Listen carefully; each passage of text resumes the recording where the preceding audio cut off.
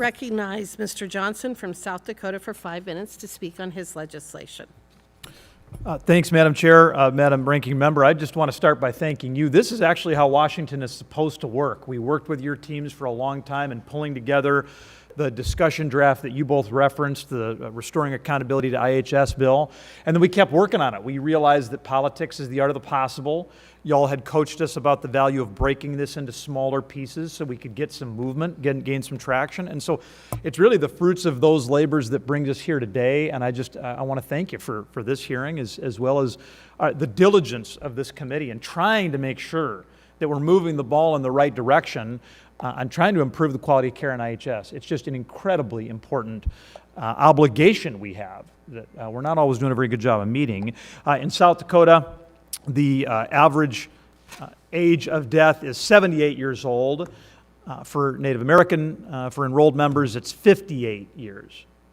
Just a remarkable 20-year gap. And there are a lot of reasons for that, and we should address all of them. But one of the reasons for that is the poor quality of health care in Indian country. And that's something that we have trust and treaty obligations to address.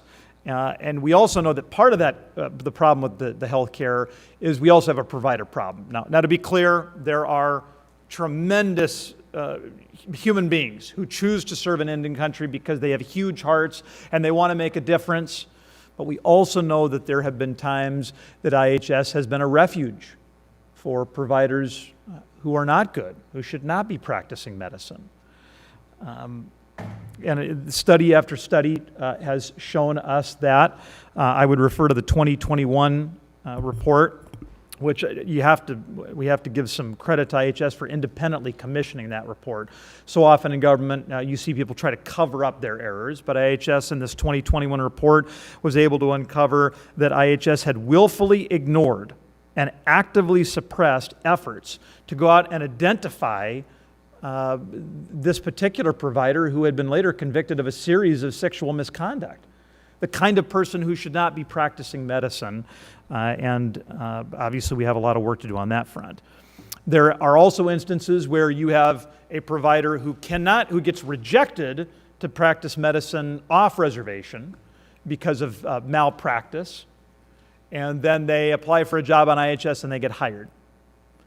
And clearly if they are not a provider that should see non-enrolled members, they're not a provider who should see enrolled members either.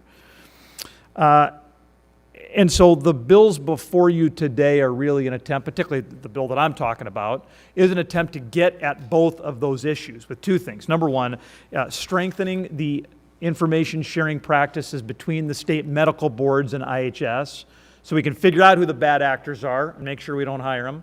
And then number two, requiring IHS to gather information on medical license violations so they can consider that before hiring somebody to work at an IHS facility. And I know that there are some conversations ongoing about, okay, how do we do these things while still providing due process to providers? And obviously, let's make sure that we're striking the right balance here. Those conversations are ongoing. I'm not under any illusions that the bills before us today are perfect. Let's continue to work on them so we do strike that right balance. I want to thank the witnesses for being here, a number of whom we have heard from before. But of course, I got to call out my friend from South Dakota, Geraldine Church. She is incredibly respected as the head of the Great Plains Tribal Chairman's Health Board. She's done as much as anybody to educate the South Dakota politicians about why this matters and what we can do together to make it happen. So, of course, I'm going to be interested to hear her remarks as well. And I'll just close I'll close where I began, by thanking y'all for the incredibly collaborative efforts that we are engaged in.